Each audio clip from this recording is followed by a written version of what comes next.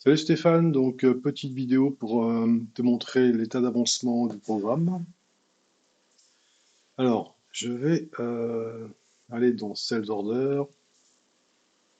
Ici, je vais faire une nouvelle vente. Ok, je reprends notre TUS Table. Voilà. Donc là, il y a déjà un petit peu du nouveau. Ici, tu as la possibilité de choisir le grade.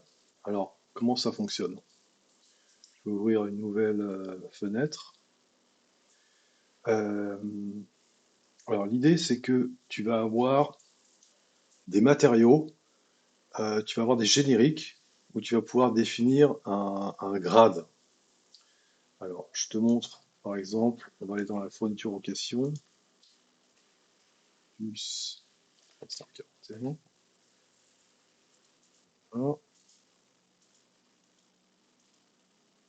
Ok, et alors on a fait un test qu'on a calé là-dedans, donc je suis dans la part off, il y a des composants, tu vois, et là on a fait un petit test. On a mis un composant où il utilise un matériel qui a du grade.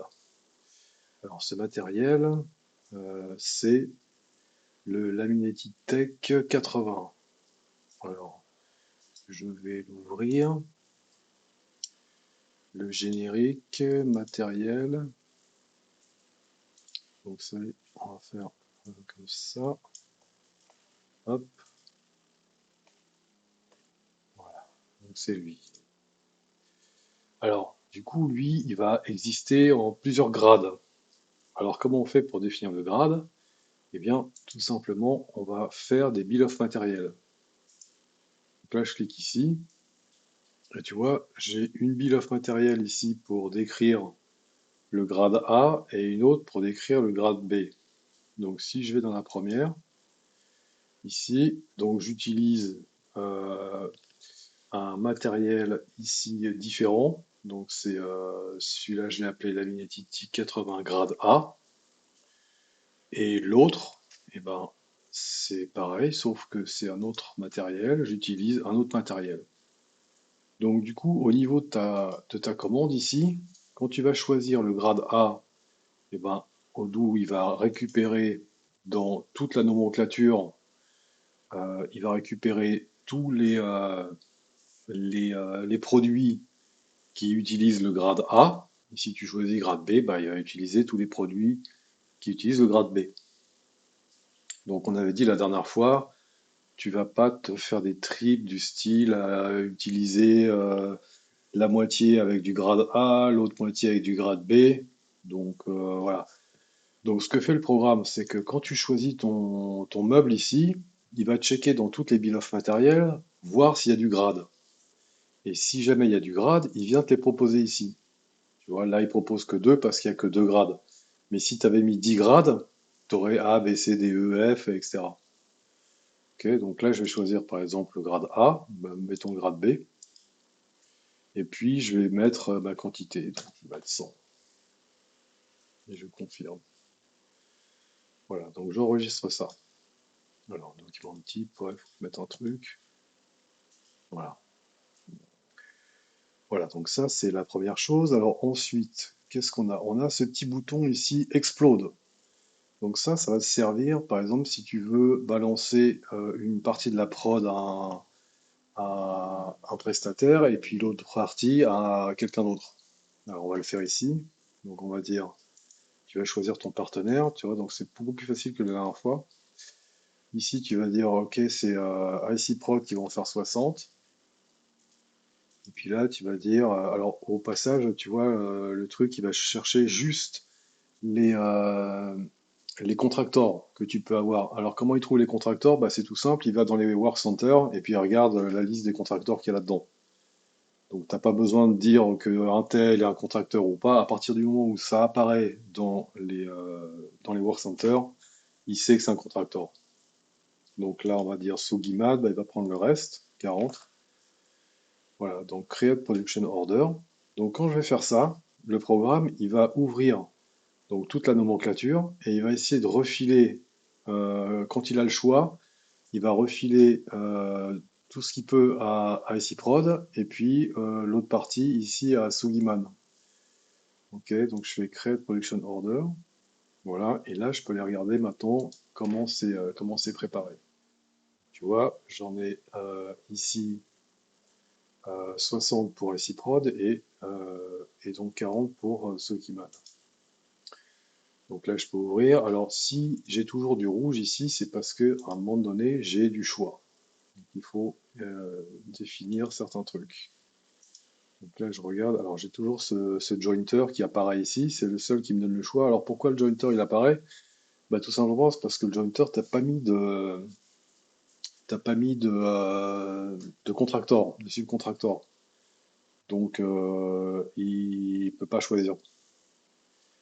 Donc voilà. Mais sinon, à part le jointer, normalement, tu vois, pour tout le monde, il a pu choisir. Donc là, si j'ouvre ça, par exemple, crosscut, ici, tu vois, ça a été, il prend le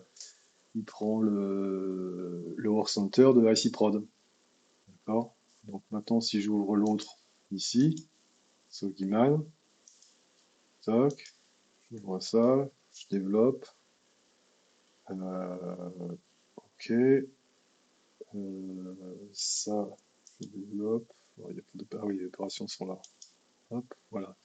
Donc là, par exemple, le crosscut, tu vois, c'est le crosscut de Sogiman. Donc du coup, voilà, il t'a sélectionné ici les work centers par défaut. Alors là où il ne va pas choisir, c'est par exemple, on a déjà vu ce cas, c'est si jamais, par exemple, pour ce work center-là, tu avais le choix de deux work centers Sugiman. Du coup, là, bah, il ne peut pas choisir, donc ce serait en rouge. Mais là, dans ce cas-là, il y a pas de choix, donc voilà, ça se fait comme ça. Donc voilà, qu'est-ce que je voulais te montrer? Oui, dernière chose que je voulais te montrer. Donc tu vois, dans tout ce matériel-là, on a ici, alors, je vais fermer ça, on n'a pas besoin, ça aussi, voilà. Donc là, je suis sur la partie ici, les 40 pour Sokiman, et tu vois, j'ai ce matériel de test là que j'avais mis. Et ici, test grade, bah, tu vois, on voit qu'il a choisi le grade B. Donc voilà. Du coup, ça commence à avoir un petit peu de gueule là, je pense, cette affaire. Alors, on a fait d'autres trucs aussi. Si tu veux modifier ta fourniture, il faudra que je te montre un peu ça en live. Si tu veux modifier les routings, alors je vais peut-être t'expliquer quand même ici. Suppose que là, par exemple, tu veuilles changer ton routing.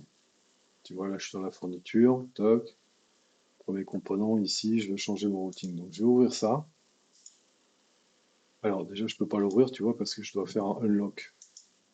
Hop, donc je fais ici, et je peux ouvrir. Alors là, si je veux modifier, tu vois, je peux rien modifier ici. Pareil, il faut que je fasse un unlock. Alors pourquoi on a fait ça?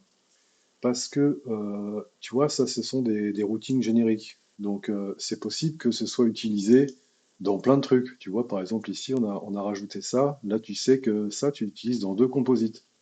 Donc si je clique ici, crac, ça me donne la liste des composites qui utilisent ce générique routing. Donc là, tu as les composites, mais tu peux aussi très bien utiliser des routings au niveau des fournitures. Je ne sais pas si tu te rappelles. Je peux te montrer ici. On fait dans fourniture.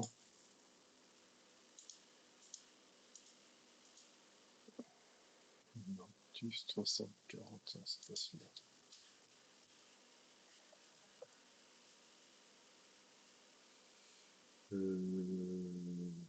Draft. Je passe un draft. Voilà. Donc tu vois là, je suis dans la fourniture. Tu sais que tu peux mettre des routings aussi ici là. Ok? Et tu peux évidemment en mettre aussi dans les part-of, puisque les part-of, c'est tout simplement la même chose qu'une fourniture, mais c'est imbriqué. Donc, si ici, tu utilisais ce générique routing dans d'autres fournitures ou part-of, tu aurais ici des autres boutons là, qui devraient s'afficher pour te dire, ah, tu utilises ça aussi dans la part-of, tu utilises ça dans la fourniture. Comme ça, tu vois, quand tu vas venir modifier un truc ici, bah, en fait, ce que ça va faire, c'est que ça va te mettre tes autres fournitures qu'il utilise à draft. Parce que du coup, ça veut dire quoi? Ça veut dire que les fournitures en question, tu viens de modifier le generic routing. Donc si tu modifies ton generic routing et tu utilises dans 30 fournitures, tes 30 fournitures, il faut refaire les bill of material. Alors ce qu'on va faire, c'est qu'on va pas refaire les bill of material à la volée ici, parce que pauvre, ton truc, il va passer son temps à calculer. Par contre, ce qu'on va faire, c'est que les fournitures qui utilisent ce générique routing que tu as modifié, on va les remettre en draft. Et qu'est-ce que ça fait quand c'est en draft? Eh ben, quand c'est en draft, tu peux tout simplement plus les vendre. Tu peux pas les sélectionner dans les sales orders.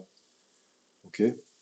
Donc, si tu la retrouves pas dans ta sales order, eh ben, il faut que tu viennes ici et puis la remettre en set ready.